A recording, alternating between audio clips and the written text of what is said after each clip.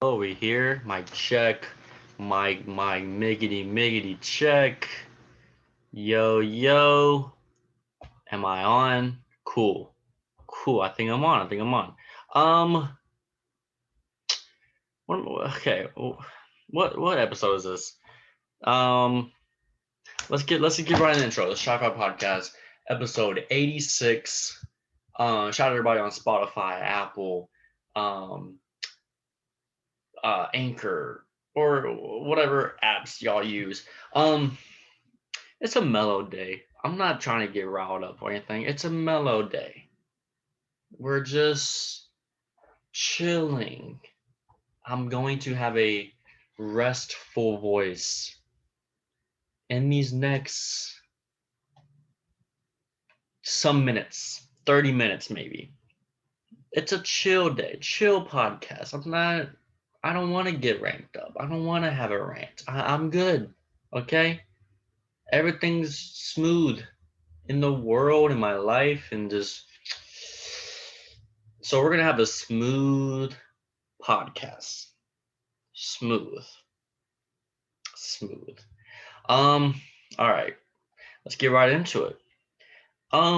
Why is Skai Jackson popular on Twitter? Can anyone answer that question? Literally, please tell me if you're hearing this and you know why Skai Jack is that how you say it? Skai Jackson? It if y'all can tell me why she's popular, please let me know.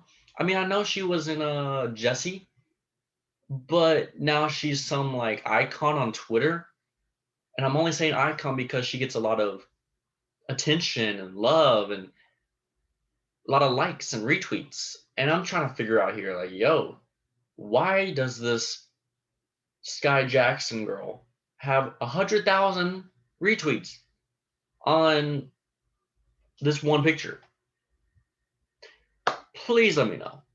Jesse was not okay. Jesse was a poppin' show. I'm not gonna lie. Honestly, Jesse was Debbie Ryan had a lot of help. Debbie needed help in that series. Was that Debbie Ryan? Yeah. She was not. She was the main dude, main girl, main actor, but she definitely needed her co-star. Like she could definitely not carry that show. She's not a leading role type of gal. You know, she's not a. Same thing happened with Victoria Justice. She was not. She didn't have um that hunger in her. They both did not. They were not leading roles. They were great supporting characters, but in shows like Jesse and shows like Victoria's, the reason why those shows were so popular and so great were not because of the leading role. It was because of the amazing chemistry of the whole team. You know, it wasn't like Jamie Lynn Spears of Zoe 101. It wasn't like the twins in Sweet Life. It wasn't like those guys carried the show.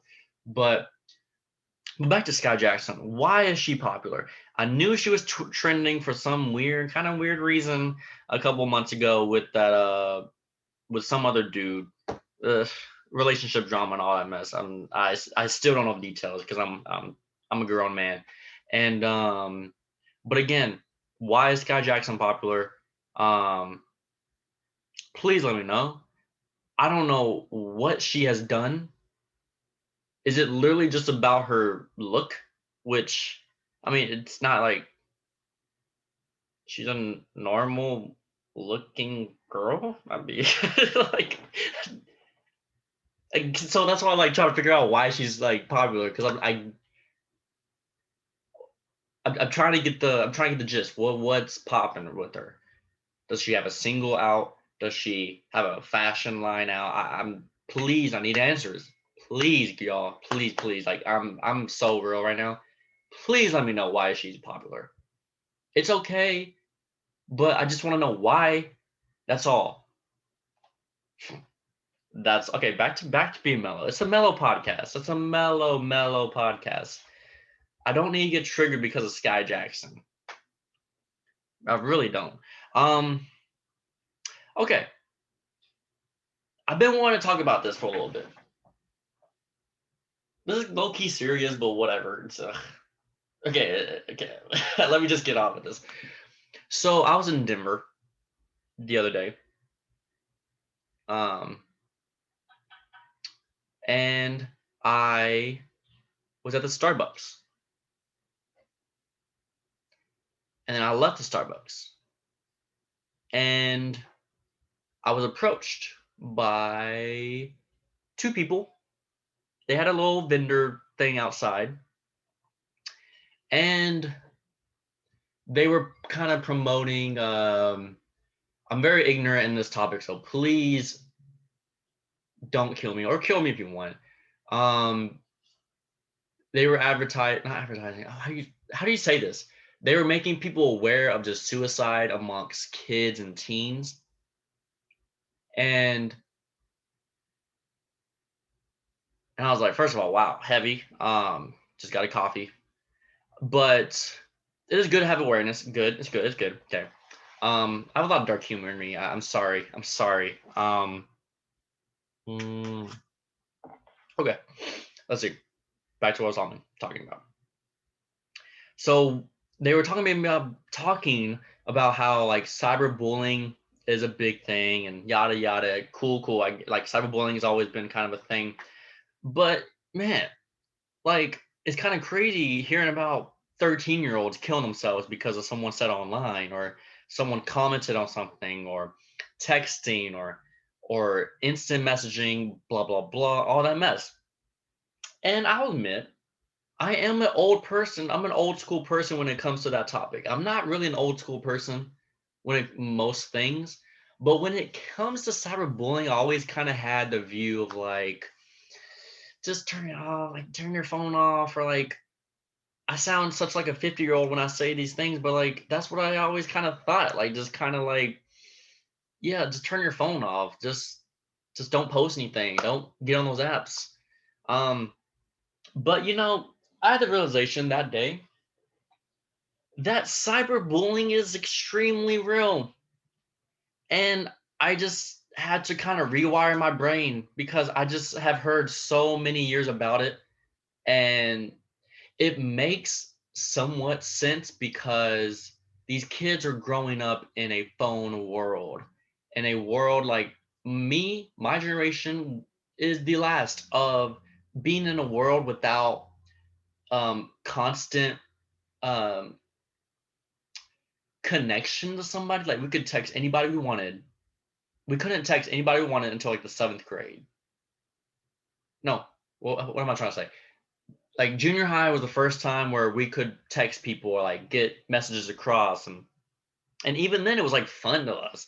I I've been talking to people just like, man, we were really just in junior high and high school just texting each other for fun, like hello, hi, how are you doing? Doing good. How about you? Oh, nothing much. I'm about to go to lunch. Like we were just texting, just random people, just because it was fun to us.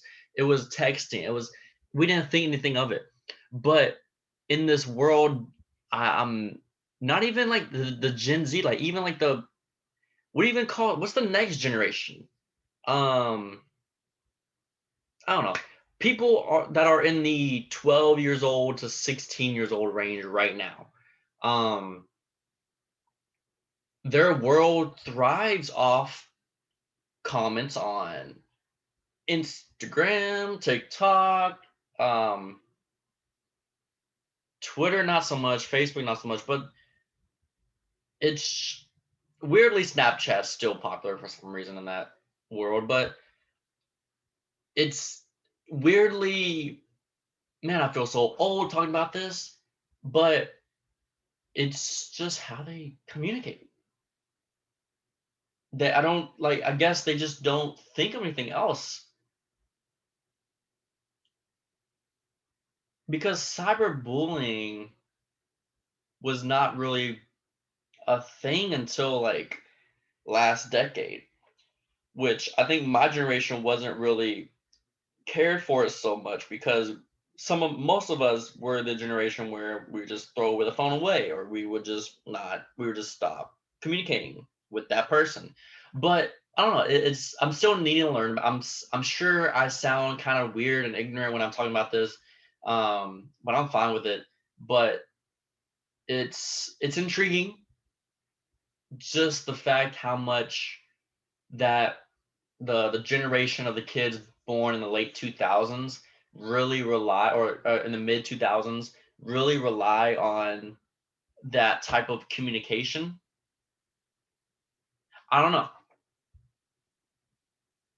So it's more of a serious situation because it's more prevalent, it's more popular because yeah, and honestly, I'm kind of not honestly with me personally, I kind of have like a theory going on um of the kids from like 7 years old to 12 years old right now that are kind of growing up in this COVID world where the physical touchness and the physical tangible aspects of certain things are very less, like extremely, like it's exponentially has grown or has lessened the just the physical aspect of life, especially with Zooms, divided desk. I've seen highlights of things on the news where, like, the typical desk of having four desks attached to each other in groups, but now there's like glass in between. And I'm like, geez, man, like that is that's crazy to me. Like it's crazy seeing that. Like I'm not supposed to be feeling that old yet. But I was like, wow, like they really are not getting like physical aspects right now. And of course, they're leaning gonna lean more into technology.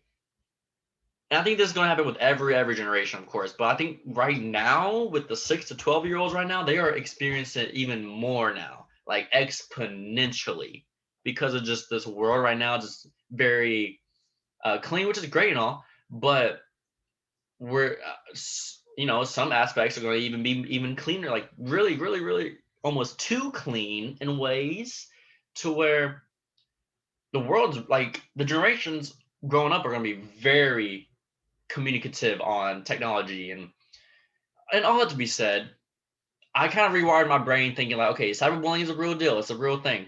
So that's all. That's I had that revelation the other day. I was like, okay, let me stop saying like when if someone asks me like how to like, oh, you need to Shiloh, how would you fix the cyberbullying problem amongst teens? Usually I would say, oh, put down the phone. But kids don't know how to put down the phone. The concept of that is not doesn't communicate to them. So with that being said, you have to communicate to that generation in a more relatable way. Maybe I don't know. And those are the answers we need to find to reduce cyberbullying. So vote me. I don't know. It was just kind of a thing that I kind of knew I was being a little ignorant about it, but like maybe not, maybe to reduce the ignorance, whatever. Again, I don't have any conclusion about that topic. I'm just kind of here discussing it. Just to discuss things. I don't really have conclusion on most things because I'm still learning. I don't think you should have conclusions on most things. You're always supposed to be continually learning and all that. All that good stuff. All right, back to being mellow. We got to be a mellow podcast. I promised it was gonna be a mellow podcast, and I lied. I lied. We're already talking about Skai Jackson and cyberbullying. I don't like it. All right. Okay. Maybe this won't be a mellow podcast.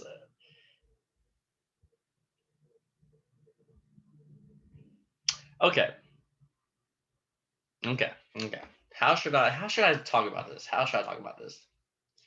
Um, a couple weeks ago, Dave Ramsey was a hot topic because he went on this news channel and said, if if you're relying so much on the stimulus checks, then um then your life is already in like shambles or something like that. Okay, let me look up this quote. Shambles is a harsh word. Um, okay, what did Dave Ramsey actually say? He said, how do you say this? Okay, if $600 or $1,400 changes your life, you are pretty much screwed already. Wow. Um. Okay. Okay. How do we unfold this? Um.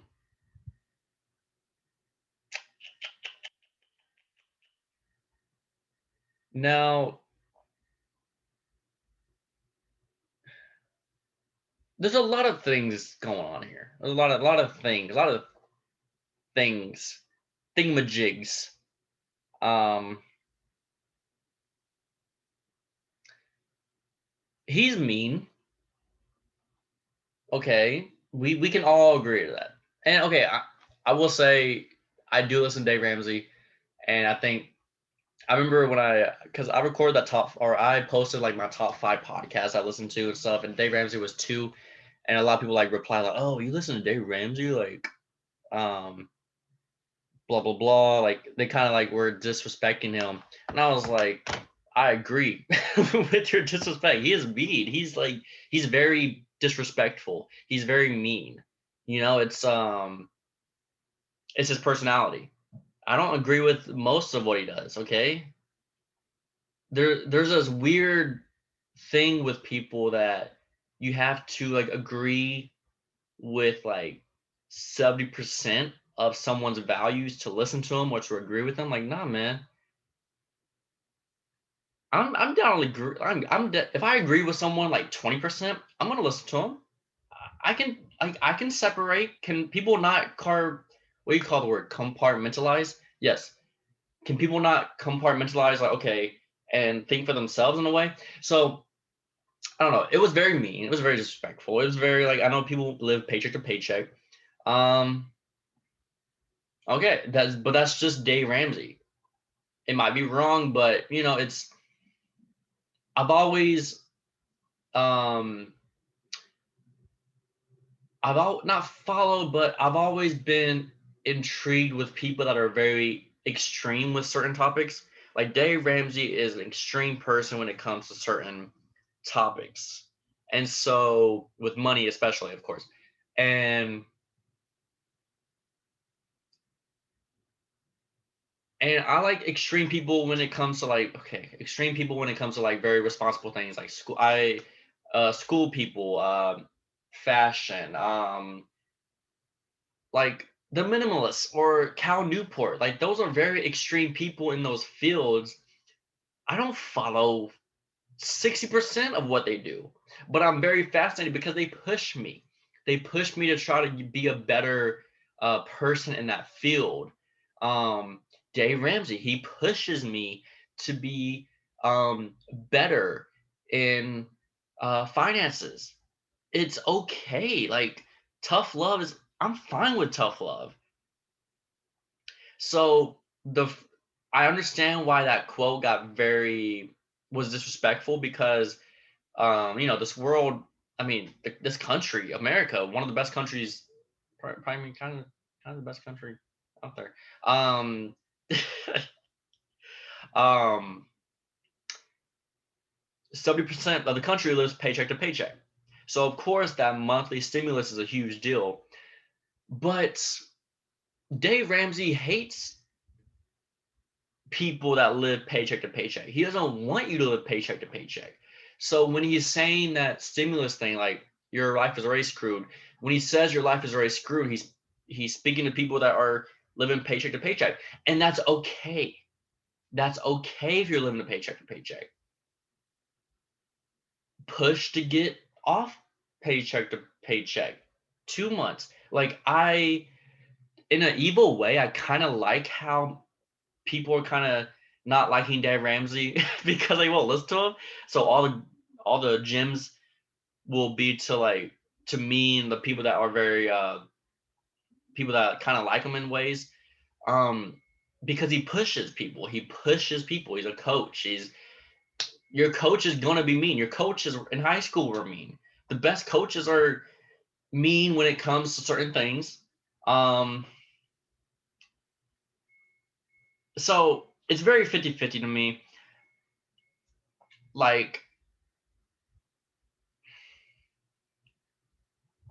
it's a tough topic because, you know, being in if you experience life in low income areas and schools, you'll know that paycheck to paycheck is a big deal, and stimulus checks are a huge deal to these communities. And so, but at the same time, you want to recognize that. You want to recognize that you're living paycheck to paycheck and maybe striving for um, bettering that lifestyle. And Dave's just being mean and sorry. He's a very old fashioned boomer, blah blah blah, all that mess. And that's okay. I don't know, because Dave Ramsey has helped so many people in life, and okay. And then you see people just like take that quote and then they're like, oh, this is why Dave Ramsey is harmful to the middle class. And I'm like, guys, what? Like that's a whole different topic. That's a whole different topic. He might have said a mean thing, but at the end of the day, he has helped so many people and has made people so rich so many times. So many times.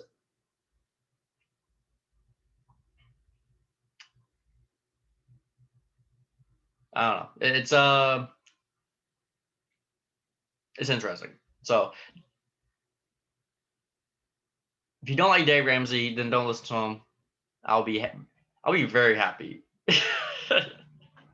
I'll be happy. I shouldn't even be talking about this. I actually don't want to talk about this. I don't know. I just know so many people that have been impacted by him and have really been pushed by him, and it's your typical don't judge a book by its cover thing, blah blah blah. But yes, we can all agree that he was mean.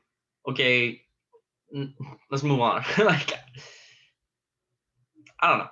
I just feel like sometimes people just like to dwell on things. Um, and then people just bring them up in the church community. Like I was, I was reading things about like Dave Ramsey's bad for the church. What is going on, y'all? What is going on? Oh man. When someone said Twitter is like a big debate class, I was like, that is so correct because there is some wild debates in anything. I'm not like not just targeting Dave Ramsey, but there's like when they said Patrick Mahomes is like the next Michael Jordan, I was like, wow, that is a amazing comparison. Or there was a wild comparison the other day too. I forgot, but I don't know. Yeah, just take notes from certain people. You don't have to just because you disagree with someone 50 or 60%, you can find tidbits. I mean, this is like how in music, like you can be influenced by many musicians. I'm influenced by some musicians that I don't really even listen to personally, like in my like little hobby of music. But I can like I know what good music is in certain genres are. It's all about getting a little dabble on here, a dabble there, a dabble with Dave Ramsey, a dabble with this, a dabble with that, a dabble with this. Like it's a grocery store, y'all. It's a grocery store. It's America. Just do that. You can listen to whatever you want. You can think however you want. I don't know, man. So it is what it is. He's cool, I guess, and all. Cool. Um, all right, what else? What else? When is everybody going to apologize to LaVar Ball?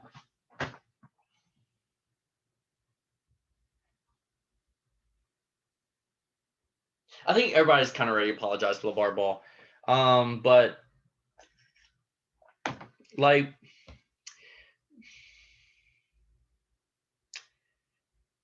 I never, because okay, back then I never understood the hate for LaVar Ball.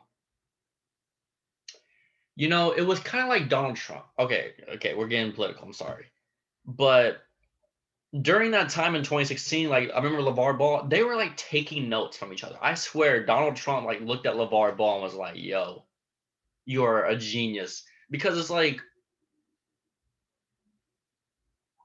LaVar Ball had an amazing thing of just talking and just being himself, like accepting every interview and just going on interviews and bragging about his sons as a normal dad. Like he's a normal, outlandish dad. Clearly, a lot of people did not play AAU basketball because everyone, you will see 20 LaVar Balls a game. Like that's just how it is. And the fact that he had three sons that played amazing basketball,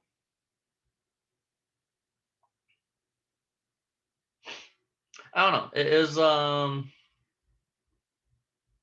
now LaMelo Ball is like a great player. Probably gonna win Rookie of the Year. It's crazy. It's kind of crazy. Um, who'd have thought? I mean, okay, I kind of thought LaMelo was gonna be the best player out of all of them when he had that growth spurt a couple years ago. I was like, whoa, if you're 6'7", 6'8", doing all that and you're shooting, see that's the thing Lonzo never had, the shooting. You have to shoot nowadays.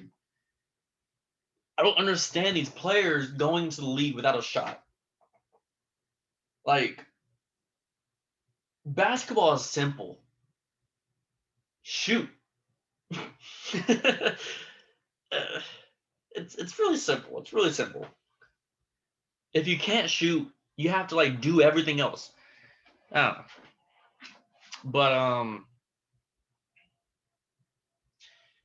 but I never had a problem with LaVar. Like people were like saying he was too loud. I mean, you were giving like people were giving him the platforms to be loud, to be outlandish and be wild. Like that's just, and I had no problem with that because he's a like who is he? He's a dad. He had no accreditation. Like he's just a normal dude bragging about his sons, and he's on the WWE stage. Like people were just handing, and he's on SNL skits. Like this past weekend, Keenan Thompson impersonated him again, and it's just like I, it's interesting. It's very fascinating. Um, I mean, the same thing happened in the '90s with the Williams sisters' dad, Tiger Woods' dad. When you have greatness or geniuses or very interesting stories like a with Tiger Woods, a black golfer in the '90s, or black tennis players, sisters, um, in the '90s, three brothers, all with elite basketball skills. Like people are going to gravitate and they're going to want to see the parents, and usually the parents are kind of crazy because that's kind of what it takes sometimes to raise those type of athletes. Or I don't know. Your dad's gonna be wild as well. Like I don't know. I just never had a. But like I'm glad people are just. I think people are just annoyed of just people talking. I think that's why people are annoyed at Donald Trump and LaVar Ball. Like they're just kind of like the tweets and the meanness or the aggressiveness. I get it. So, but yeah, that's about it. That's all. Hmm.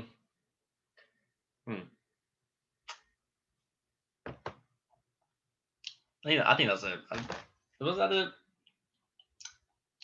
Yeah, that's it. All right, let's get on with it. Song of the week, shout outs. Song of the week. I've been bumping this song all day today. Throwback, Low, Flo Rida featuring T-Pain. That song still is a slapper, and no one talks about it. It needs more love, honestly. The song, I understand why I loved it back then. I understand why my 10-year-old self loved that song. I remember driving home from church with my sister, bumping that song. Cuss words and everything. But